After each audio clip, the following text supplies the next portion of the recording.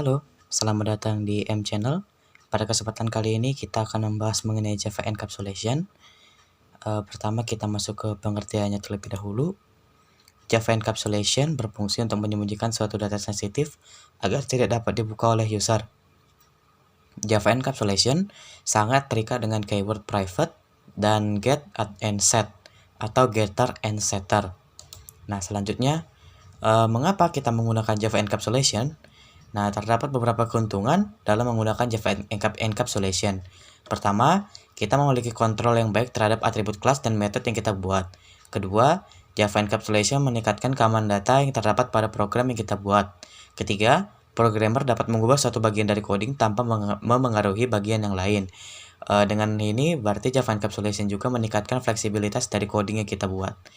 Nah, setelah kita tahu keuntungan dari menggunakan Java Encapsulation beserta dengan pengertian dasarnya, maka kita lanjut ke cara menggunakan Java Encapsulation. Kita lanjut, perhatikan gambar ini. Di sini kita bisa lihat ada satu public class encaps. Ini dia di sini ada satu di sini ada ini ya, bisa kita ada private string nama. Nah, kalau misalkan di sini ada private, maka dia tidak bisa digunakan secara bebas seperti static atau public. Dia kalau misalkan kita gunakan metode biasa langsung dipanggil di sini, dia tidak akan menghasilkan apa-apa, malah menghasilkan error. Nah, bagaimana supaya kita bisa memanggil private string nama ini? Kita bisa menggunakan metode getter dan setter. Ini pertama kita bisa lihat metode getter yang ada di bawah. Ini ada public string get name, return nama. Ini adalah getter. Ini get name ini adalah getter. Nah, jadi fungsinya ini dia mengambil data yang ada pada private string nama ini. Nah, baru kita masuk ke setternya.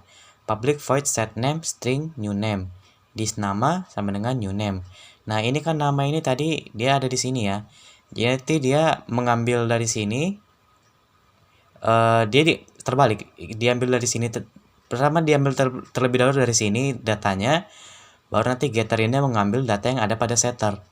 Nah, berarti kita set dulu, baru kita dapatkan datanya. Kita set dulu, baru kita get. Nah, selanjutnya kita bisa lihat di main. Ini ada incaps object, new incaps. Ini kita memanggil objek untuk memanggil metode setter dan getter ini. Pertama objek set name logo. Nah, ini dia berarti dia set name ya. Ini berarti metode ini mengisi data yang ada pada metode setter. Lalu ini kita tinggal memanggil getternya ini. Karena sebelumnya sudah di set di sini, sudah di set di setter ini, berarti tinggal kita memanggil menggunakan ini. Kita panggil pada objek ini, kita ambil metode getternya. Nah, kita bisa lihat di sini ini dia outputnya logo.